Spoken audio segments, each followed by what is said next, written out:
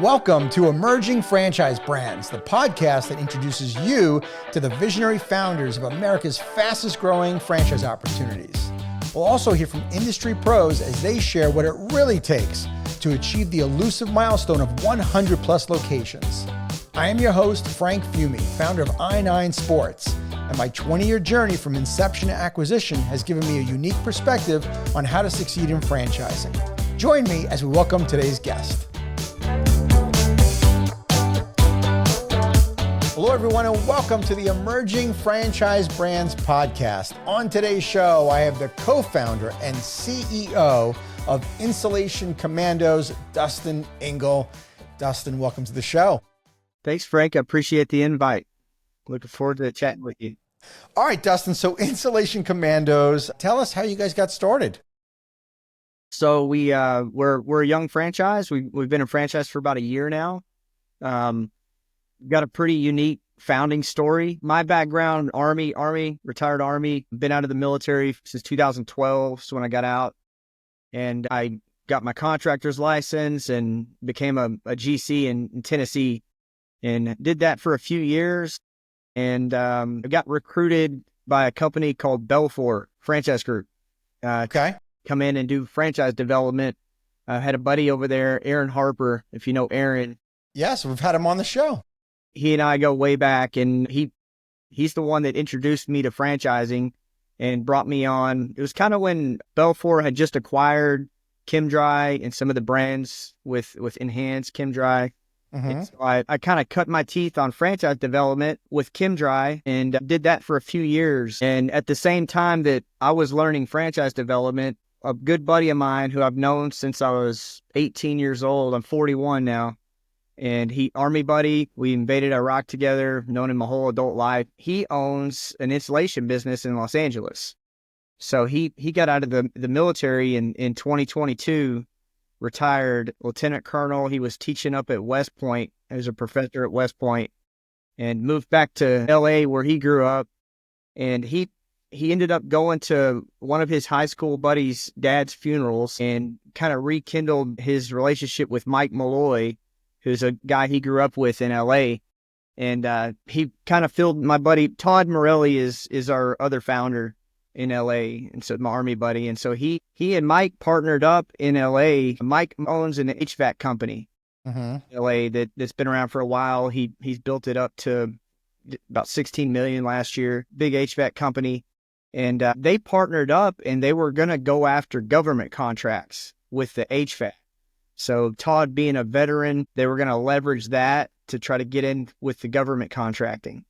And so, this was kind of going on while I was doing franchise development. I was learning franchise operations and, the whole franchise process, totally new to me. My background had been home services, And anyway, so they started working on that in LA, and Todd started sending me videos of these guys vacuuming insulation out of attics and blowing in new insulation and out of a box truck. And he just randomly sending me these videos, and he's like, just randomly sending them to you. That's funny. So Mike had been doing retrofit insulation with his HVAC business for years. It wasn't business. It was part of the HVAC. It was a department of the HVAC. So he had a box truck, a couple guys with a vacuum and a blower. They would go out and replace an HVAC unit, and then they would upsell installation services. Like, hey, your HVAC unit went out. We're going to replace it. But the reason that it went out in the first place was because your home's not properly insulated. And so it was kind of an upsell from the HVAC business. So Mike had been doing that for years. And Todd got in there and was like, you're making more money with this one box truck than you are with these other 8 technicians. Wow. Better margins. We're in and out in a day. Cash flow is really good. So Todd's the one that kind of had the light bulb, go off where like we could separate this and actually market it. He was not doing any marketing for it at all. It was just 100% referrals from HVAC customers. And that was kind of 2022, and I was learning franchise development and kind of seeing some gaps. I thought that I could improve at my role there. I'm a home service guy. Like I love home services. I've done roofing, siding, anything in a home, I've done it as a GC. Something that just kind of seemed to be a trend from the different franchises that I was involved in, and just going to conventions, is a lot of the coaches that are coaching the franchisees, they've never ran a business themselves. True. Or even started a home service business from scratch on their own. And I saw a gap there, and I was like, my background in home services, I'm a relationship guy too. So I'm not a sales guy. Mm-hmm. So I would have them sign a franchise agreement, wire us their life savings, and then I'd have to hand them over to the operations team. And I struggled with that. And I kind of ruffled some feathers, where it's like, I would go to bat for these guys. And so I saw some gaps and thought I could do it better. And so that's kind of in sync with, what I was doing and what Todd was doing. And so we put our heads together, and in November 2022 was when we officially launched it with our first location in LA, with Todd running it on his own. Okay. So what did Todd think about this whole idea of going into franchising? I mean, I'm sure he probably loved the idea of this expansion, but did he have any misconceptions of, how much money you can make, how quickly in franchising? No, I mean, he wasn't really focusing on the franchising thing. He just thought that, instead of going after these government contracts, let's do this. This is low hanging fruit. Let's make money with it. Sure. And so he was our test dummy to franchise it. So Todd's not a guy. Like he would hire someone to hang a picture at his house. He does not even drill, doesn't, he's not that guy. And LA is arguably one of the most saturated, competitive markets, any type of home service. That's a tough market to compete in. Sure. There's a lot of guys doing it under the table out there. They're not even citizens, and you can't beat them on price. They don't have overhead. They don't have insurance. It's 70 year round. So it's, installation is not really a big demand in LA. Todd didn't have any experience, no relationships.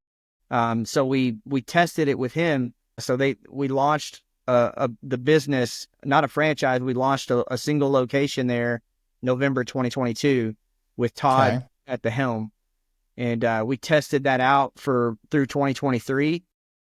He added a second truck. He cracked 1 million around October last year, and added a third truck at the end of the year. And we were like, okay, yeah, this is good. And so we franchised the business officially right at the tail end of 2023. Wow. And started adding franchise locations. And now we have 13 owners and 48 territories. Holy cow, man. That's incredible. What great growth. Dustin, I think one of the things that's so unique about you is you came in, with some franchising background.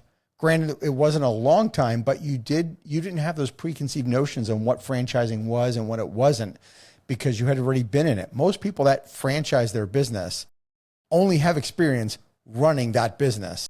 Totally different business model.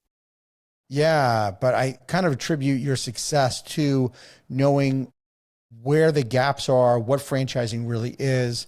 You pointed out going from Fran Dev and then seeing things handed over to operations. And I agree with you too. A lot of business coaches get hired that they don't have the experience actually running the business. That is, obviously more common than not. And there could be a disconnect there. So now that you franchise the company, okay, so you start out in 2023, you sell your first franchise. What were some of the things that you said, okay, my franchise is going to be different than what I've seen? What were some of the things that were kind of pillars of your business? So one thing real simple is just smother them with support. Like 24/7, anytime you need us, we're going to smother you with support. We do that. I talk to every franchise owner probably at least 2-3 times a week, and try to stay in tune with what's going on in their markets. I think one of the big opportunities is sales training. Ultimately, sales cures all. It's kind of a debatable thing, but it does. If you're driving sales, driving revenue, you're going to have more profitable businesses, and happier owners. One thing that I did is I brought in a brand president. His name's Brock Adams. Okay. And for the last 25 years, he's been a sales mentor and coach. So he's got a really, really strong sales training background. So he worked for True Green for about a decade, building out their sales teams in the different markets. And so he's a psychology background, really good at sales coaching, role playing, and just really the psychology of sales. So I saw that as a gap, and just having one like that on my team that is talking about sales every day, role playing with the franchisees. And we have, like a full sales boot camp, when they start hiring their own salespeople. So just focusing on sales is one thing I thought was something Smart. that could be improved on in the space. Yeah. Well, there's no quick way of having an upset franchise network if sales aren't coming in. Right. You can generate all of the leads in the world, right? If you're not converting them. If you're not converting them, it's useless. Yeah, for sure. So who is your ideal franchise owner? We have a really diverse background of owners. The things that we can coach most of the things that they need to learn. Mm-hmm. A couple of characteristics that I think that we can't coach is ambition. For one, we want less owners with bigger businesses.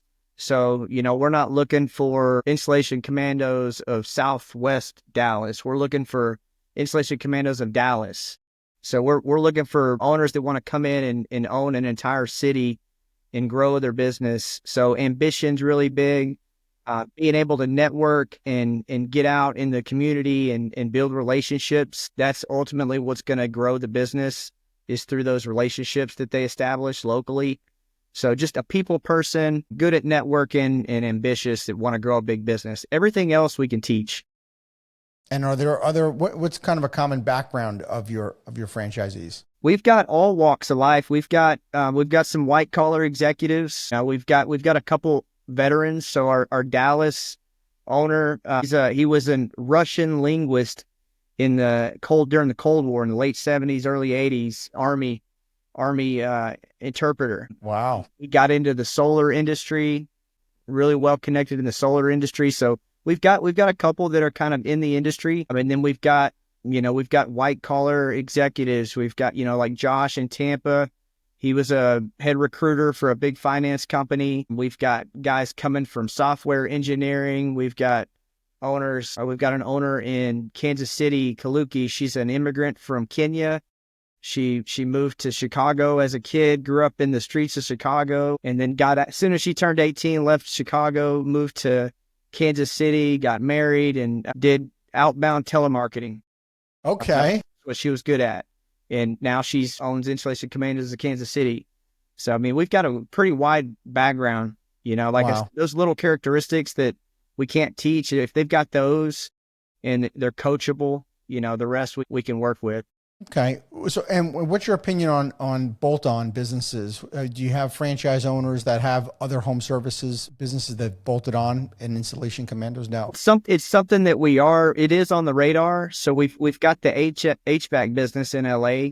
That's not a franchise, but that Okay. HVAC and insulation, they go hand in hand. It's the same customer. A big picture, in the future, we may end up franchising the HVAC company. And then bringing that in as a bolt-on business to go with Insulation Commandos.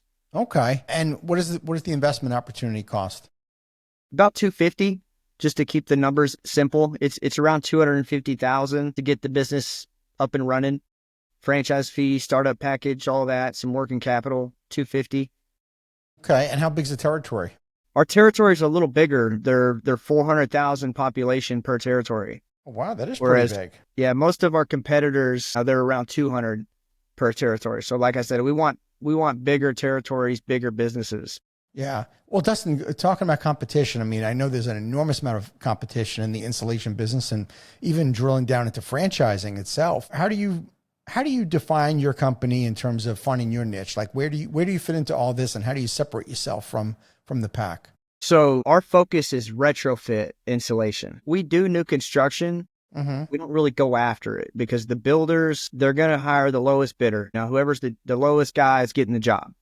So margins are pretty slim. You got to do a lot of volume on the new construction side. Interest rates go up, they go down. The builders come and they go. The low hanging fruit for us is retrofit. So we're targeting existing homes, and we're helping those homeowners lower their energy consumption. So we call it the home performance industry. Okay. The niche part of the home improvement space. So anything that's going to make a house more efficient, that's what we do. So air sealing, going in, cleaning out the attics, air sealing everything, putting in new insulation. That's our main focus. Where it is pretty unsaturated. There's even on the franchise side, most of these guys are doing spray foam new construction. Right. So the very saturated competitive space. The retrofit side is pretty underserviced. We go into these markets and there's really there might be one or two other players in a market, that we compete with. And we're better at technology than they are. So we usually end up beating them. But one of the differentiators for us is rock wool insulation. So I don't know if you ever heard of rock wool. No. So rock wool is, you've heard of fiberglass, cellulose. Yes, sure. You guys have a lot of cellulose in Florida, but there's a product called rock wool insulation. So it's literally insulation that's made out of rock. They mine it, they heat it up, melt it, and then they spin it into wool. And so it's 100% fireproof. You can't burn it. It's very heavy, very dense. It's got a really high R value per inch. It's a really good insulator.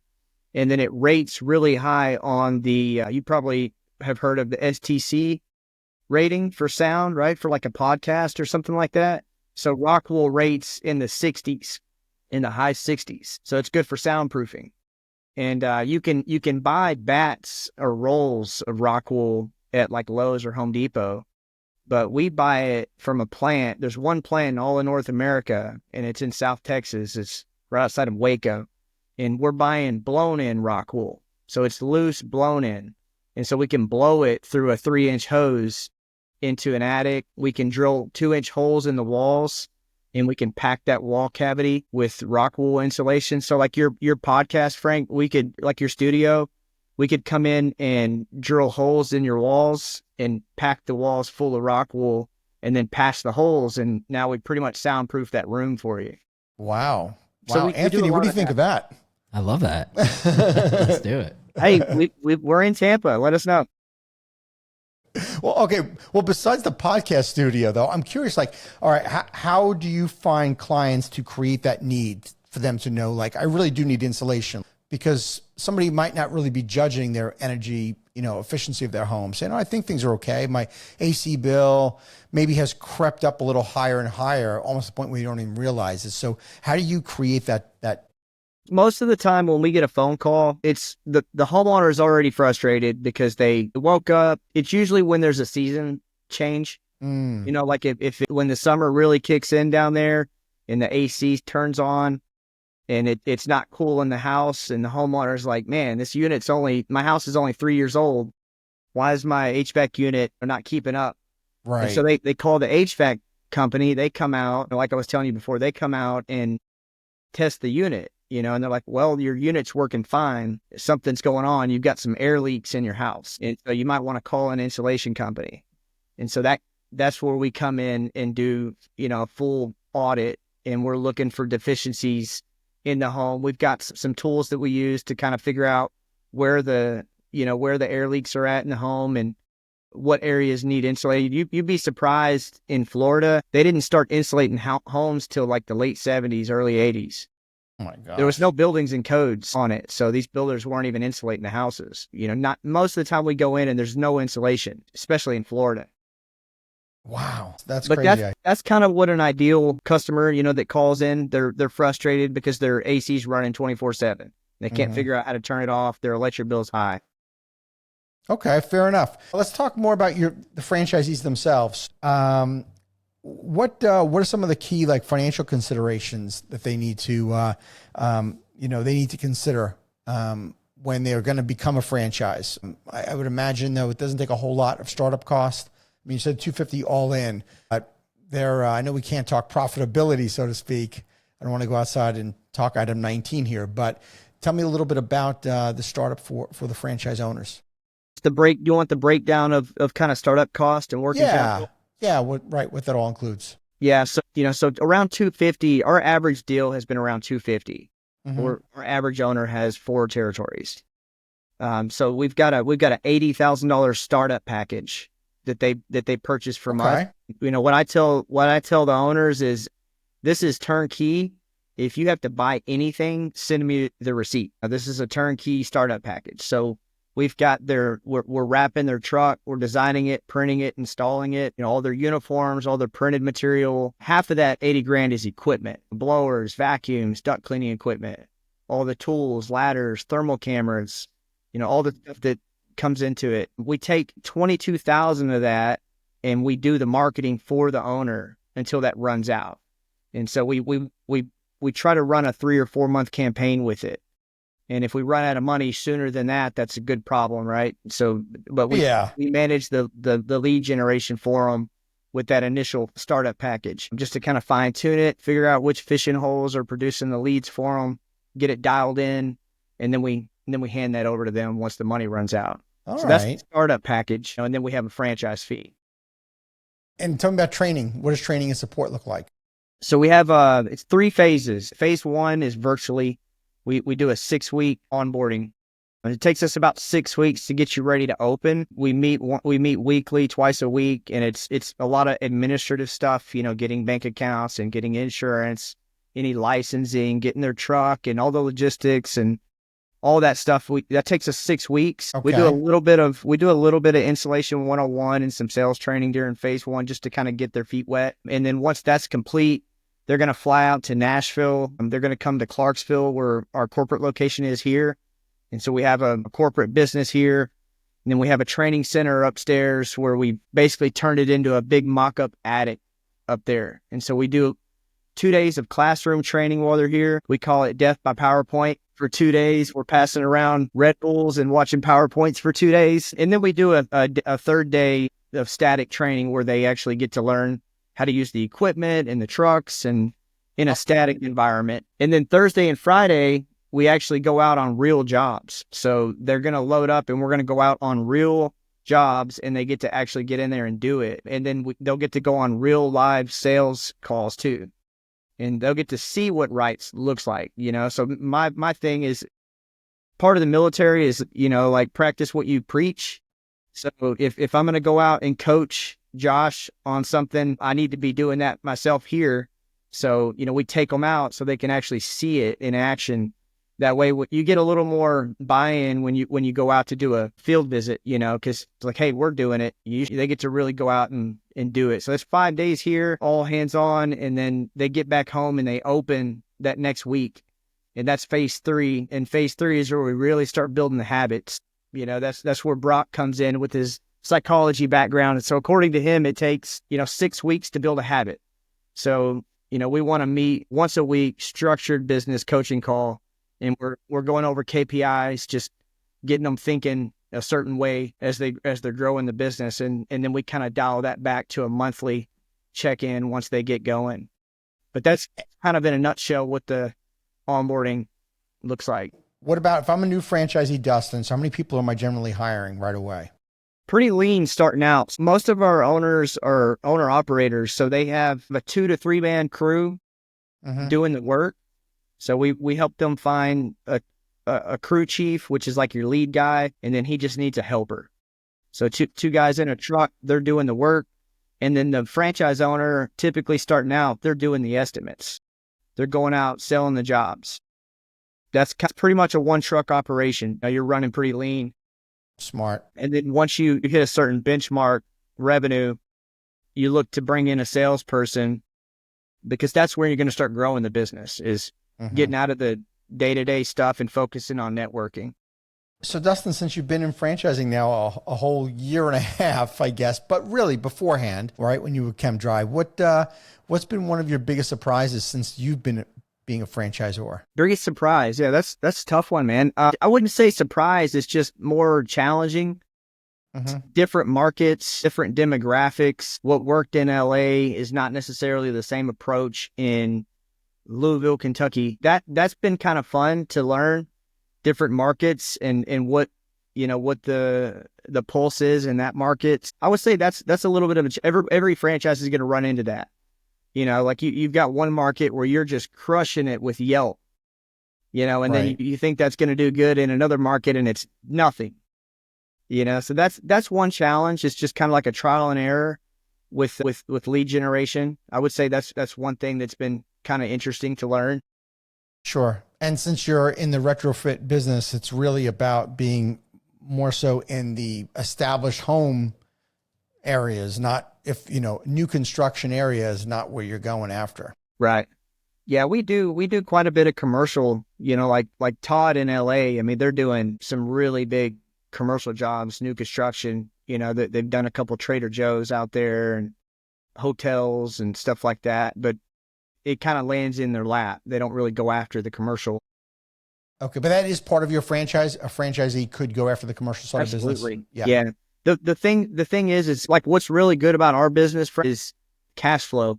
When you're working with homeowners directly, our average ticket's about $4,000, and that's a 6-hour job. So we're in and out collecting a check every day. Cash flow is really good when you're doing that. But when you try to close a $250,000 commercial job, you better have some money in the bank because you're not going to collect a check from that contractor for 6 months. Right. So we don't want them to really get over their skis too early. Sure. You want to get that residential base going, get the cash flow going. That's what pays the bills. And then when you add that second truck, now you can kind of flex into these commercial jobs, but you're still paying your bills with the residential clients. Yeah. Yeah. That makes sense. Kind of the approach. Well, Dustin, there's been, like I said earlier, so much competition out there. What trends are you seeing in the industry? For insulation? Yeah. It's been really good. The Inflation Reduction Act, controversial bill last year that was passed in Congress. Yep. 50 million page bill. Right. There was a piece of that was $4.3 billion in energy rebates. So that was passed last year. And so basically there's $4.3 billion that got split up among all the states, and they rolled out a state level energy rebate program. Florida's slotted to go live in the summer, this 2025 in the summer. And so it's found money for homeowners to upgrade their insulation, to put a new HVAC unit in, put a heat pump in, put solar on their roof. And we're kind of riding that wave right now. It's usually most markets we're seeing about a $4,000 rebate for insulation, which is our average ticket. So a lot of the times the state's paying the bill on the whole job for the homeowner. So that's been kind of lucrative. And then there's also a federal tax credit called the 25C that was passed, and it's for insulation. It's a $1,200 tax credit if you upgrade the attic insulation. Wow. So, the industry's kind of pushing that agenda, and we're kind of riding that wave. Yeah. Have you felt or seen the impact of private equity now? They're, so involved in the home services businesses and, the platforms that are being created. I mean, there's no question about it. Home service businesses are, kind of right up their alley. Has that played an impact with you guys yet? No, I mean, I know some of the competition it has, but for us, no. I like to keep things in house. It shocks me when you see a home service franchise, and the founders are nowhere to be found. They're gone. They sold the business and rode off into the sunset. And it's like, that was the intellectual value. Sure. Those guys that created the business. So, I pride, like our team, we've got experts, Mike and Todd in LA. Mike's still running his HVAC business there. He owns a solar business in LA. He's a partner in the LA franchise location. Those guys, we fly them in for training. So they're here running the classroom training. And those guys are experts. And so we literally have experts that have done it from scratch, bootstrapped this business, and the franchisees get to talk to them anytime they want. So that, you're not going to get that in a unit system owned by some private equity firm in Canada. Yeah, right. No, you're right. I do think, though, there's probably going to be a shift. I've talked to a few people about this in the go forward, where I think, the pendulum went way too far one way, in that PE's appreciation for founders and for that initial team is going to, I think, shift more towards, how do we retain some of that, intellectual capital and some of that chemistry? Because if you go too far one way into being strictly about dollars and cents, you could really lose the morale of your franchise network. But I think, private equity has started to see that and realize, like, it's maybe it's gone, too far one way. Yeah. Yeah. I was going to say, like, when I talk to a candidate and maybe this is not the right fit for them, and I'll be transparent with them. And I'm a relationship guy, so I end up giving them advice anyway.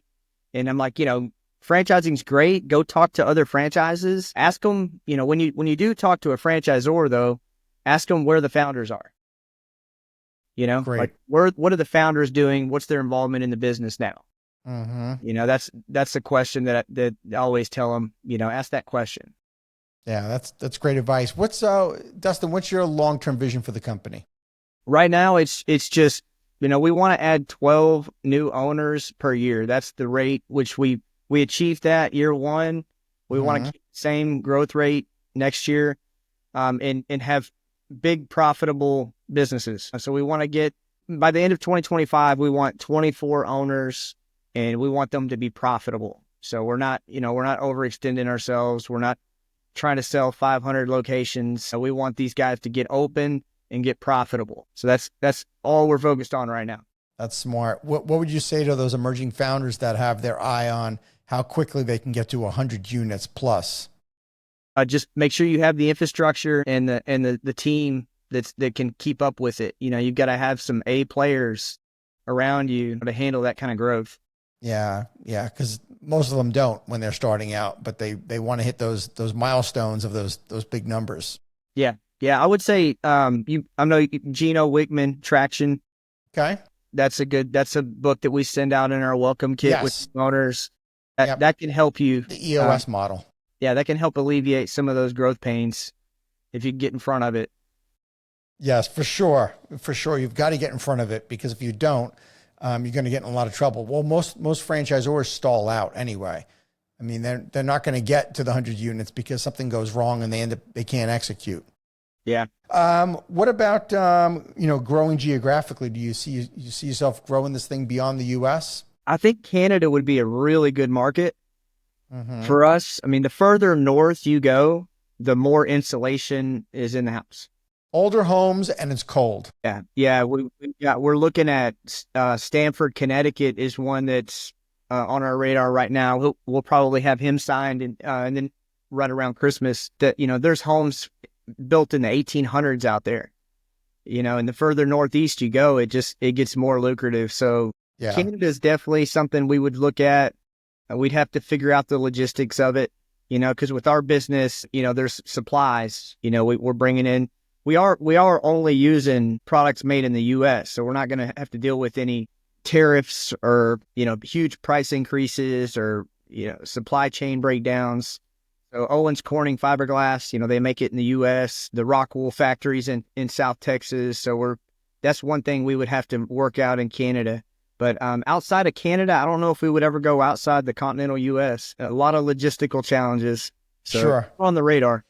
Yeah. What about, since you've been in franchising, especially on the Fran Dev side, I'd love to hear about what advice that you give people when they're doing their due diligence, because you're obviously just not trying to sell a franchise to anybody who calls you or inquires.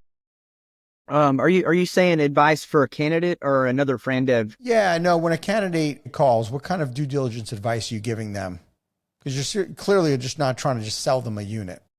Yeah. So my process is, the first meeting is I'm interviewing them and they're interviewing me. We're figuring out if there's a chemistry there, and if what I always say when I do an FDD review is I like to pull the FDD up on the screen. I wrote the document, so right. I like to pull it up and walk them through it. Here's what this is, here's why it's there, and really paint that picture transparently. And I tell them, you're signing a 10-year commitment. We're getting married. for 10 years. So we've got to get along. We're going to be partners. So that'll either scare them away or that'll make them feel more comfortable. So just being transparent. But yeah, you're getting married to the franchisor. So you need to have a good, strong relationship with them and bond, trust. So I think that's something, and most people, that's just like a sixth sense, No, that's great advice. Dustin, if someone was interested in learning more about Insulation Commandos, where would they go? Insulation Commandos franchise.com. That's probably the base where I would go. You can get me on LinkedIn, just shoot me a message, Facebook, or just email me, dustin.ingle@insulationcommandos.com. Great. All right. Well, Dustin, I've enjoyed talking with you today. I've got one last thing for you. So at the end of every podcast, I do what I call the franchise tip jar, because the franchise community is so generous with sharing information, and you've been awesome here today. I'd love for you to answer this, though. I'm doing something new for 2025, and that is looking on the franchisee side. If you had a friend who was thinking about becoming a franchisee of a concept, what would be a piece of advice that you'd give him before he signs on that dotted line to make sure he's making the right choice? And I'm biased, I would say make sure you're getting into an industry that's recession resistant. Smart. Like a basic human need, food, shelter, that's going to limit your risk. I would say that's probably the biggest thing. And then, be prepared to spend all of your time on it. There's not, in my opinion, specifically home services. I don't think there's any home service businesses that you're going to be able to grow part-time. It's right. It's a pipe dream, in my opinion, so if you're not willing to leave your job and you're not willing to put in 50, 60 hours a week, don't start a home service franchise. Yeah, no, it's great advice. Don't start any franchise if you think starting a business is going to, you want to own your own time, but if you think you're going to be working less by owning your own business, you're sadly mistaken, right? Yeah, I have to break that news to candidates all the time. They're like, can I do this? Can I keep my 6-figure job while I do this? And I'm like, no, it's not. Good for you. Dustin, I'm so glad that you said that. I find that too many franchisors, they want to accommodate the candidates so badly that they bend on that. And then inevitably you're unhappy, they're unhappy because they don't get anywhere. Right. Yeah. So that's awesome. Well, great. That's great advice. Dustin, thank you so much for being on today's show. It's been a pleasure having you on. Thanks for having me on. Appreciate it. Thank you for tuning into the Emerging Franchise Brands podcast. For additional insights, guest applications, and to stay connected, visit us at efbpodcast.com. The Emerging Franchise Brands podcast is for entertainment purposes only, and the views expressed do not necessarily represent those of Emerging Franchise Brands, its host Frank Fiume, or Emerging Franchise Group, LLC. Any discussed franchise or investment opportunity requires thorough investigation, obtaining proper disclosure documents, and expert consultation before making any investment decisions. The podcast and its host do not offer professional advice or endorsements, and they hold no responsibility for actions, representations, accuracy, or consequential damages related to the podcast content.